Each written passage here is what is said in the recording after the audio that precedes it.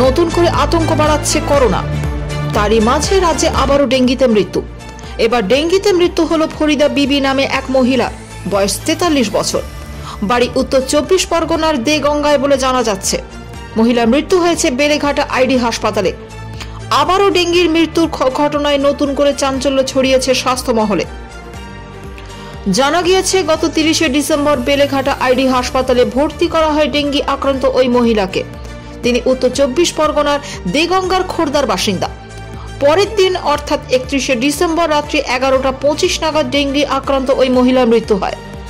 ঘটনায় নতুন করে চাঞ্চল্য ছড়ালেও স্বাস্থ্য ভবন সূত্রে খবর, এই মুহূর্তে রাজ্যে ডেঙ্গি আক্রান্তের সংখ্যা সর্বনিম্ন। প্রসঙ্গত, বিগত কিছু মাসে রাজ্যে একের পর এক ডেঙ্গিতে মৃত্যুর খবর এসেছে।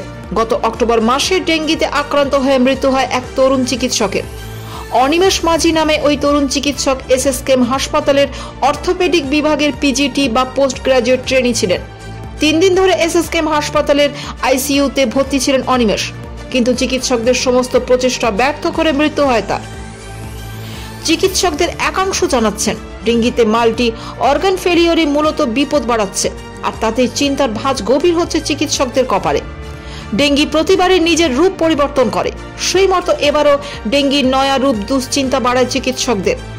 মাস কয়েক আগে চিকিৎসকদের কেউ কেউ জানিয়েছিলেন, প্রচলিত পথে নয়, আরো ভয়ঙ্কর রূপে দেহে থাবা বসাচ্ছে ডেঙ্গি।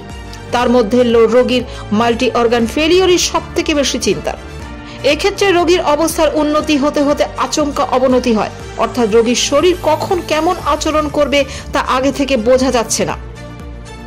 এক্ষেত্রে কলকাতার একটি মেডিকেল কলেজের এক সিনিয়র ক্রিটিক্যাল কেয়ার মেডিসিন বিশেষজ্ঞের মতে, যেসব ডেঙ্গি আক্রান্তের দেহে অন্য কোনো জটিলতার বদলে শুধু প্লেটলেট কমছে, তাদের ক্ষেত্রে চিন্তার বেশি নেই।